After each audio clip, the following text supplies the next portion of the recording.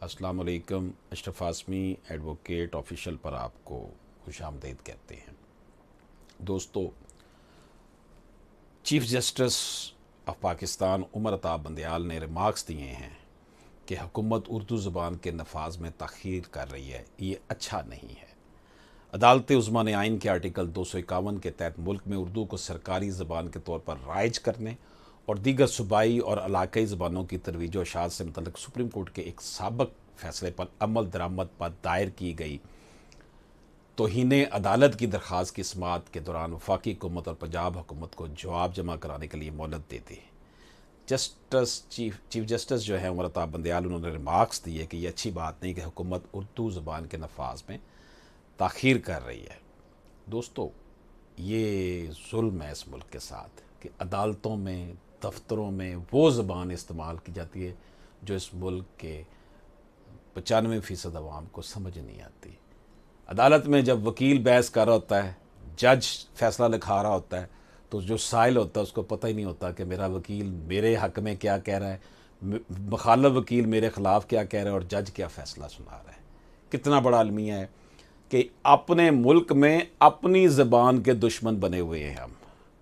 اسی طرح سلیبس دیکھ لیں ہمارا کہ لوگ صرف انگریزی کا امتحان، انگریزی کو آپ ایز اے لینگویج پڑھائیں، آپشنل رکھیں، جس نے رکھنا ہے رکھ لے، نہیں رکھنا نہ رکھ. صرف انگریزی کی وجہ سے لوگ بیچارے تعلیم سے بھاگ جاتے ہیں کہ انگریزی کمپلسری ہے. جی بھائی، انگریزی نالج کسی زبان کا محتاج نہیں ہوا کرتا، علم تو علم ہے.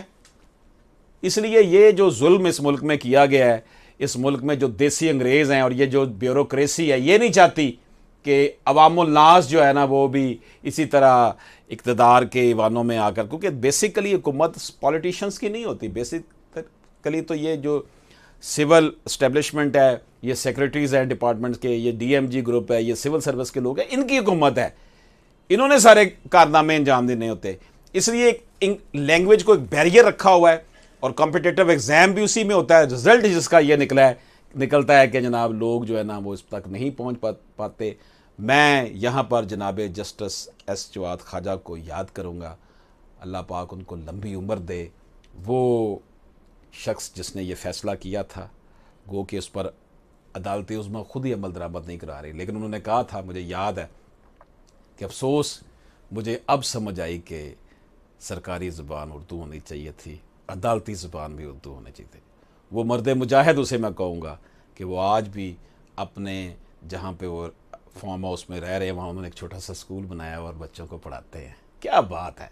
دیکھیں، تاریخ جو ہے نا وہ فراموش نہیں کرتی. جب تک وہ جسٹس تھے شاید میں ان سے بہت اختلاف کرتا تھا، لیکن جب انہوں نے اپنی قوم کے لیے یہ فیصلہ کیا کہ اس کی سرکاری زبان جو ہے وہ اس کے اوپر امپلیمنٹیشن ہونی چاہیے، اور جس طریقے سے انہوں نے اپنی ریٹائرمنٹ کے بعد وہ قوم کے بچوں کو پڑھا رہے ہیں، آج لوگ دیکھ لیں، ہمیشہ جو ہے وہ اچھے لوگوں کو قوم یاد رکھتی ہے.